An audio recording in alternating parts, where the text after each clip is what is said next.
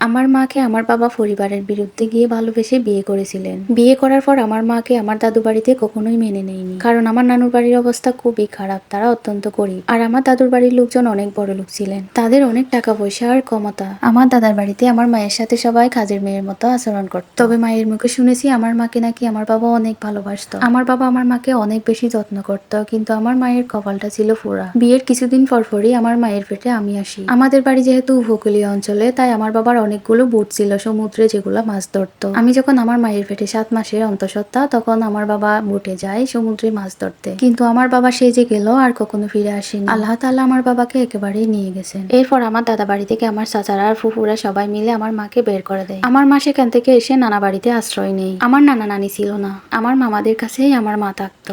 এরপর আমি পৃথিবীতে আসি। আমার জন্মের আগেই আমার বাবা মারা গেছে। বাবার আদর বলতে আমি মামাদের আদরকেই চিনি। মামারা আমাকে অনেক ভালোবাসতো, কিন্তু তাদের অনেক বেশি টাকা পয়সা ছিল না। আমাকে আর আমার মাকে পালতে তাদের কষ্ট হচ্ছিল, তাই আমার মা রাস্তায় কর্মসূচির কাজ নেই, অনেক কষ্ট করে আমাকে পড়ালেখা করাচ্ছিল। এরপর আমি যখন ক্লাস 7-এ উঠি, তখন আমার নানু বাসার ফাঁসির একটা ছেলের সাথে আমার সম্পর্ক হয়। ছেলেটাও আমাকে অনেক ভালোবাসতো, আমিও তাকে অনেক ভালোবাসতাম, কিন্তু তারাও অনেক বড় লোক। পরে যখন আমাদের সম্পর্কটা এলাকায় জানাজানি হয়ে যায়, তখন তার পরিবার আমাকে মেনে নেই না, কারণ একে তো আমার বাবা নেই। আবার তার মধ্যেই আমার মা দিনমজুরের কাজ করেন রাস্তায়, আবার নানুর বাড়িতে মামাদের কাছে আশ্রিতা। আমি সব দিক দিয়ে পারফেক্ট ছিলাম না। আমার রং ছিল শ্যামলা। সবাই বলে শ্যামলা হলেও নাকি আমার চেহারায় অনেক মায়া, অনেক শ্রী, কিন্তু তারা কিছুতেই মানবে না। আমার ভালোবাসার মানুষটিকে তার পরিবার বুঝায়, তাকে বুঝিয়ে সুজিয়ে তাদের পক্ষে করে নেয়। তারপর আমার ভালোবাসার মানুষটা আমাকে ভুলে যায়, আমাকে কষ্ট দেয়, আমার সাথে আর কথা বলে না, যোগাযোগ করে না। তখন আমি অনেক বেশি কষ্ট পেয়েছিলাম, কিন্তু আমার কিছু করার ছিল না। আমার মাও বলল, মা তুই ওকে ভুলে যা, ওরা অনেক বড় লোক, সম্পর্ক করতে গেলে সমানে সমানে হতে হয়। কিন্তু আমি তো তাকে কখনোই বলতে পারবো না। সে ঠিকই আমাকে ভুলে গেল,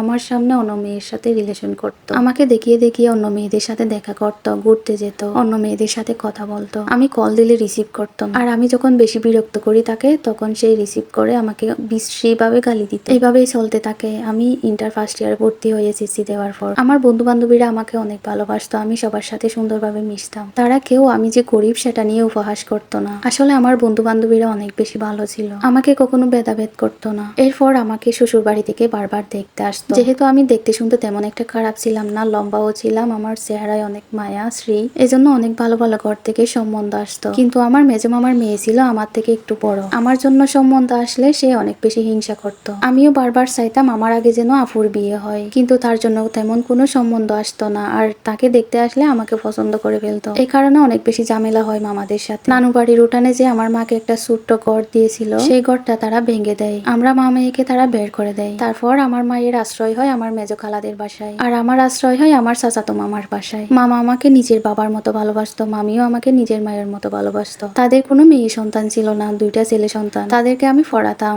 নিজের ভাইদের মতো আদর করতাম, তারাও আমাকে নিজের বোনের মতো ভালোবাসতো। এভাবেই চলতে থাকে। মামা মামি আমাকে নিজের মেয়ে হিসেবে স্বীকৃতি দেয়, সবাইকে বলতো এটা আমার মেয়ে, আমার 3টা সন্তান, একটা মেয়ে 2টা ছেলে। মামিকেও আমি আম্মু ডাকতাম, মামাকে আব্বু ডাকতাম। আমার মামা ছিল প্রবাসী, মামি আমাকে সংসারের সব দায়িত্ব দেয়, কোনো কিছুতে কখনোই বাধা করতো না। তখন থেকে আমি অনেক বেশি সুখী আলহামদুলিল্লাহ। আমার মাও মাঝে মাঝে দেখতে আসে, এরপরও আমাকে অনেক ঘর থেকে সম্বন্ধ আসে, কিন্তু মামা দেখে শুনে বিয়ে দেওয়ার জন্য এত তাড়াতাড়ি বিয়ে দিচ্ছিল না। অবশেষে আমার মামার মনের মতো একটা সম্বন্ধ আসে, যে সম্বন্ধে আমার মামা রাজি হয় আমাকে বিয়ে দেওয়ার জন্য। ছেলেটা নাকি অনেক ভালো, তাদের বাড়ির পাশে একটা মুদির দোকান করে, দেখতে শুনতেও ভালোই। তাদের বাড়ির লোকেরাও আমাকে অনেক বেশি পছন্দ করে, আমারও বেশ পছন্দ হয়। আগের সব কথা ভুলে গিয়ে আমিও রাজি হয়ে যাই। যেহেতু মামা মামি আমাকে নিজের মেয়ের মতো করে মানুষ করেছে, সেহেতু তাদের কথা তো রাখতেই হবে। তারপর আমার বিয়ে হয়ে গেল। আমার হাজবেন্ড জানে যে মামা মামি আমার আসল বাবা মা নয়, কিন্তু আমার হাজবেন্ডের পরিবার জানে যে এরাই আমার আসল বাবা মা। আমার হাজবেন্ড তাদেরকে কখনোই জানায়নি, আর জানতেও দেবে না। এখন আমি 7 মাসের অন্তঃসত্ত্বা। সবাই আমার জন্য দোয়া করবেন। আমার খুব সুন্দর সংসার, আলহামদুলিল্লাহ অনেক ভালো আছি। সারা জীবন যেন ভালো থাকতে পারি, সবাই দোয়া করবেন। গল্পটা একটা আপু পাঠিয়েছে, আপুটা নাম প্রকাশ করতে অনিচ্ছুক।